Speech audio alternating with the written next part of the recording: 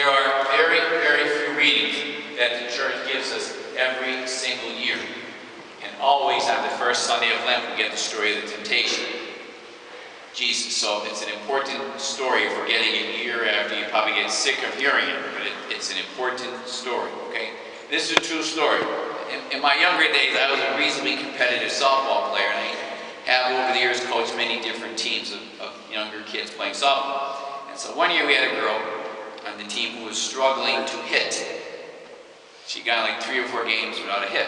So the next game I noticed that she had gone out and bought a new bat. Now, you have to understand, a girl's softball bat today goes for about $400. It's insane what they would pay for that bat. Thinking that it would make her a better hitter. So she goes up to the plate, new bat, strike 1, strike 2, strike 3. So she comes back to the dugout and throws the bat down. And she said, I bought a new bat. And look what good it did me.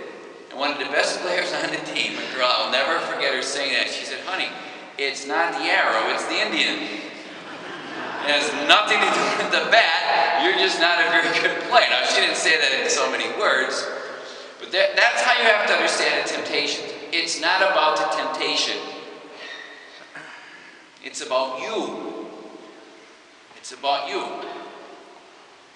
Like, if your temptation is alcohol, they tried to get rid of alcohol. It was called prohibition. It didn't work. In fact, it got worse. It got worse. But the problem is inside you, not the item. If your problem is pornography, they can get rid of all the magazines in the world. Believe me, we'll still find a way to get pornography. The problem's in here, not out there. The problem is with the Indian, not with the arrow. If your problem is with drugs, they're going to legalize pot because they can't stop it. There's no way to stop marijuana. It's everywhere. The problem is in you. That's why we go over 3 things every Lent. Prayer, fasting, and almsgiving. We're very good at fasting and abstaining. We're good at that. Everybody's giving up something. We're good at that. And almsgiving for the poor, we have bathing suit collections in the back. The little sisters will be here collecting for our sisters. You'll give alms. You're so generous.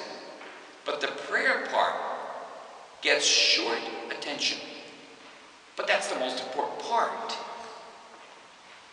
Because through praying and developing a close relationship with God, He will help us understand ourselves to our relationship with Him.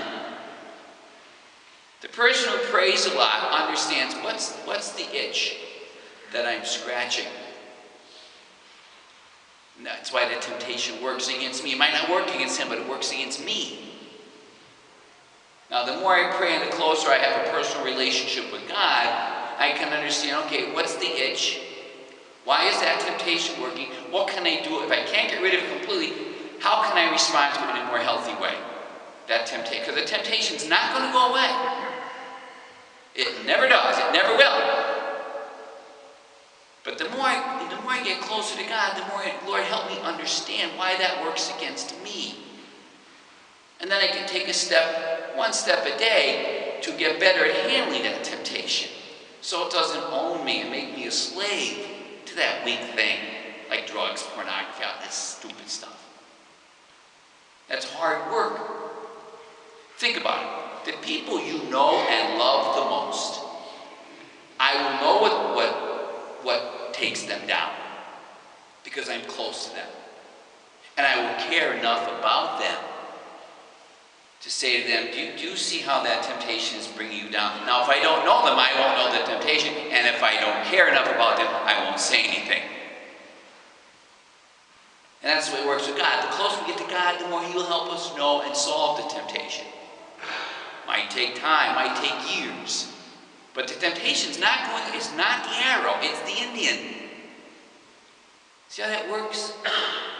There's an old story. These 4 guys are all golfing.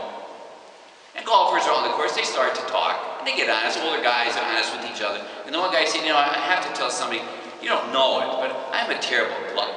Like, I get up in the middle of the night and I put Oreos and brownies. The guy's like, oh, we never knew that. The other guy said, I have to tell you, I'm a compulsive gambler.